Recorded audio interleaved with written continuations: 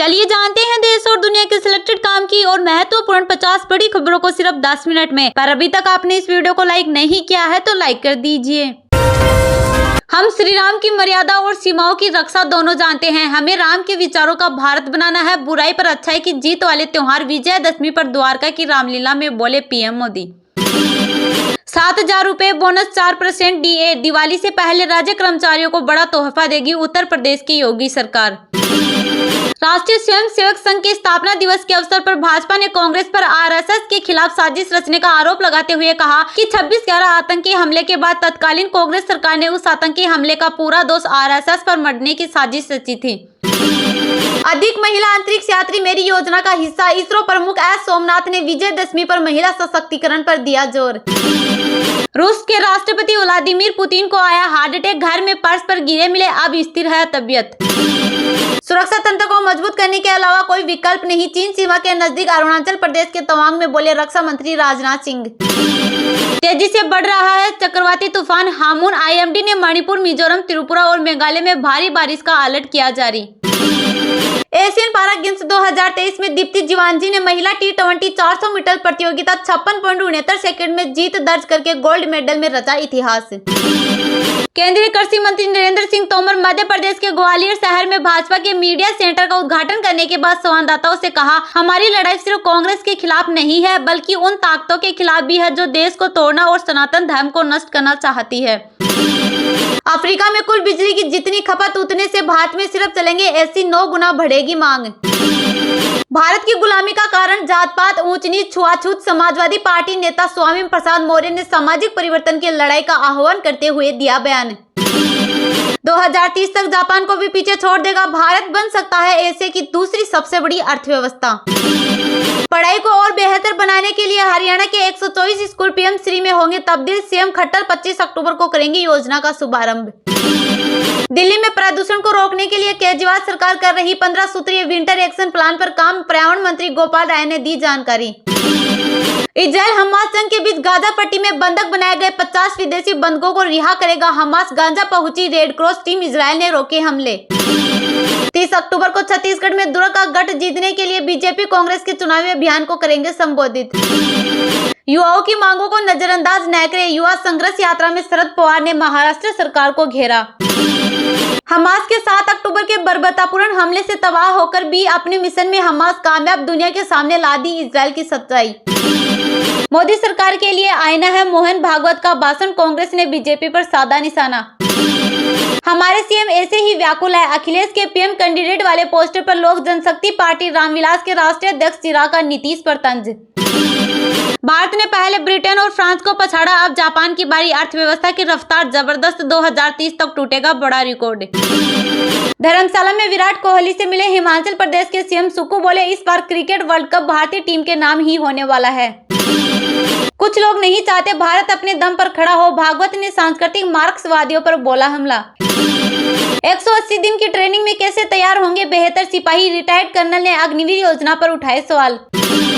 कांग्रेस महासचिव प्रियंका गांधी आज झुंझुनू दौरे पर। अशोक गहलोत और सचिन पायलट भी होंगे शामिल। चीन के विदेश मंत्री वांग यी 26 से 28 अक्टूबर तक अमेरिका की यात्रा पर एंटनी ब्लिंकन से करेंगे बातचीत। जवाबदेही और जिम्मेदारी से नहीं बच सकते आप। मणिपुर मुद्दे पर कांग्रेस ने पीएम मोदी पर निशाना साधा। केंद्र और राज्य सरकार की तरफ से डीए बढ़ाने के बाद अब रेलवे बोर्ड ने भी डीए में 4% का इजाफा हुए बेसिक सैलरी को 42% से बढ़ाकर 46% किया। उत्तर प्रदेश के मुख्यमंत्री योगी आदित्यनाथ की पात्र देवता के रूप में होगी पूजा। दंडाधिकारी की भूमिका में आएंगे नजर। समलैंगिक विवाह पर फैसला देने के बाद पहली बार आया chief justice of India DY Chandrachud का बयान। कहा समलैंगिक विवाह पर फैसला अंतरात्मा की आवाज। कांग्रेस को बड़ा झटका। केंद्रीय मंत्री ज्योतिरादित्य सिंधिया ने कांग्रेसियों को दिलाई भाजपा की सदस्यता।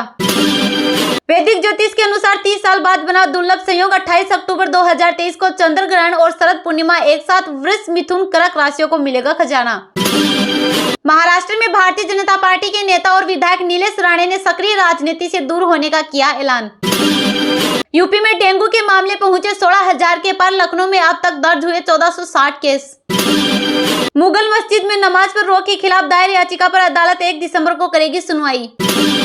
पराली जलाने वाले किसानों को नहीं मिलेगी पीएम किसान की किस्त, अलग से लगेगा जुर्माना। इजराइल पहुंचे मैक्रोन ने कहा, हमास से बंधकों को छुड़ाना सेना की पहली प्राथमिकता। दशहरे के दिन मध्य प्रदेश के मंदसौर में होती है रावण की पूजा, लोग मानते हैं अपना दामाद। राजस्थान के दातारामगढ़ विधानसभा चुनाव में हो सकता है पति विधायक वीरेंद्र सिंह और पत्नी जेजेपी प्रत्याशी रीता चौधरी का मुकाबला। सहकारी न्याय संस्था NCEL को 7,000 करोड़ रुपए के मिले ऑर्डर। छत्तीसगढ़ में केंद्रीय जांच एजेंसियों के छापे पर बोली कांग्रेस, ईडी मोर्चा बना भाजपा का अनुसांगिक संगठन। रिपब्लिक भारत का राष्ट्रीय सर्वोपरि सम्मेलन 26 अक्टूबर को सियासत के दिग्गजों का लगेगा जमावड़ा। मध्य प्रदेश चुनाव में कांग्रेस ने बीजेपी पर बूथ कार्यकर्ताओं को पैसा देने का वादा करने का लगाया आरोप। नमो भारत ट्रेन में सुविधा के साथ सुरक्षा के भी इंतजाम, आर्टिफिशियल इंटेलिजेंस का इस्तेमाल। कर्नाटक के मंत्री ने कहा, हिजाब पहनने वाले उम्मीदवार भर्ती परीक्षाओं में शामिल हो सकते हैं। भारत में बिजली की मांग 2050 में अफ्रीका की कुल खपत से 9 गुना ज्यादा होगी, अंतर्राष्ट्रीय ऊर्जा एजेंसी ने किया दावा। तेलंगाना चुनाव से पहले भाजपा ने पैगंबर पर टिप्पणी के लिए टी राजा सिंह पर लगा निलंबन हटाया। 18 नवंबर को बंद होंगे बद्रीनाथ धाम के कपाट, यमुनोत्री केदारनाथ के 15 नवंबर को होंगे बंद। भूटान पर राजनयिक संबंध कायम करने और सीमा संबंधी मुद्दों को जल्द सुलझाने का दबाव बना रहा चीन। चुनाव में 21 केंद्रीय सुरक्षा बल और 811 स्पेशल प्रोटेक्शन ऑफिसर होंगे तैनात, 24 घंटे पेट्रोलिंग, पार्टी करेगी गश्त। बर्दाश्त नहीं करेंगे ब्रिटेन की प्रो फिलिस्तीन रैलियों में जिहादी नारे पर भड़के ऋषि सुनक। पूर्व केंद्रीय गृह मंत्री सुशील कुमार शिंदे ने लिया राजनीति से संन्यास। झारखंड के देवघर जिले में दशहरे के दिन कार चलाते वक्त सेल्फी लेना पड़ा भारी, अनियंत्रित होकर तालाब में गिरी गाड़ी, मासूम समेत एक ही परिवार के 5 की मौत। सपा नेता स्वामी प्रसाद मौर्य बोले, आजम खान का हो सकता है एनकाउंटर।